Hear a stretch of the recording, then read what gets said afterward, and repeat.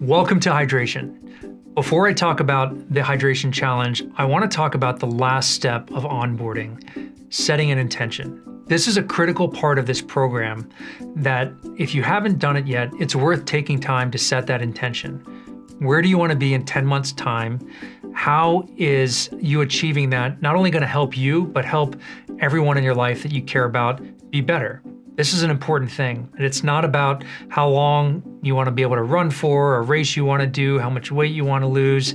It's about how do you want to show up differently, and why does showing up differently in your life matter? So set that intention, and you'll find that each month, regardless of what the challenge is focused on, you're going to identify uniquely relevant ways to make that challenge relevant to your intention. You're going to find opportunities to step closer in line to that intention so that when you get to the end of Made For, you'll be closer. If not, having realized that intention, you'll be much further along than you could have ever possibly imagined. So with that said, hydration.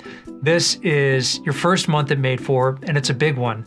I recognize that we all drink water all the time, and this may feel somewhat familiar to you. But I think it's an important place for us to start because from a foundational standpoint, hydration is one of those things that allows us to do everything better. In your publication, we talk about how at a very small deficit, 1 to 2%, you can have very real physical and cognitive impacts in your performance.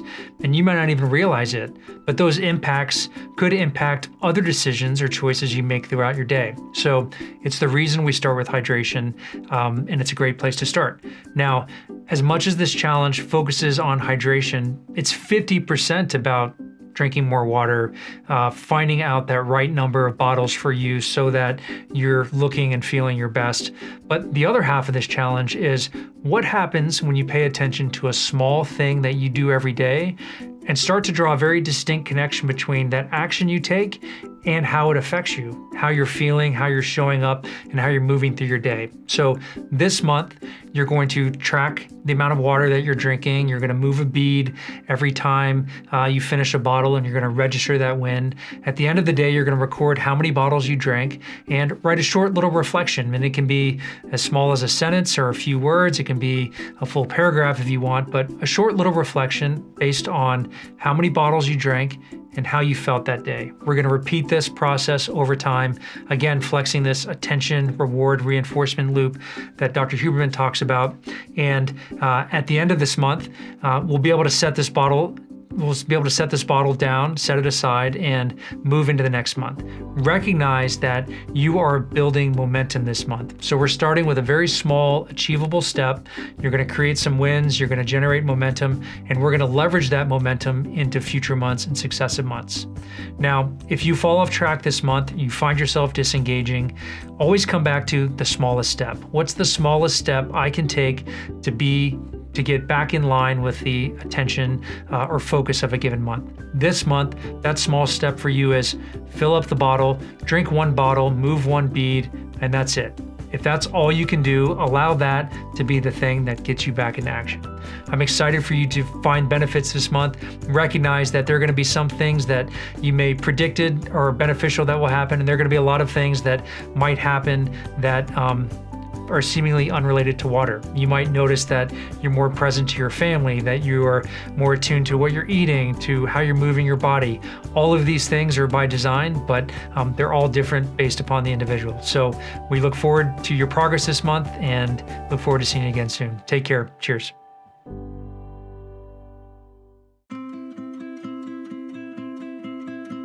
Hydration, I would say, was one of the really pivotal things that changed really early on that sold me about the whole program. The best thing about hydration was that it was pretty straightforward, drink water. It was a great way to start. It was easy, it was achievable, and I liked that it wasn't goal-oriented. There's going to be some simple, practical steps that are going to help integrate and put some pieces together of intentionality. Something as simple as taking a long drink and using that as a pause to recenter, like things that I wouldn't have done previously or thought about, or as I'm rushing through my day. I think all of those little moments, those little nuggets that pop up out of nowhere, that are those gentle reminders of the program to slow down, to take a pause, to think. to look at something a little bit differently. Drinking enough water, it's still probably the most difficult thing for me to consistently drink water. But knowing that there's a process I could always go back to, it's aspirational. I don't know.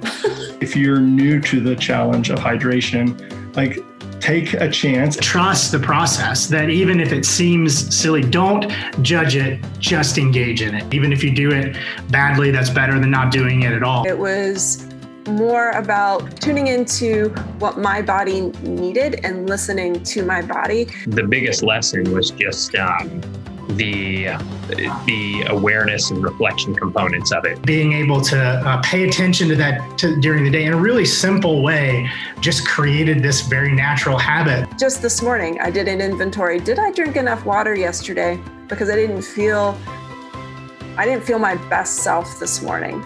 And so that was the very first thing that I thought of. Well, how much water did I drink?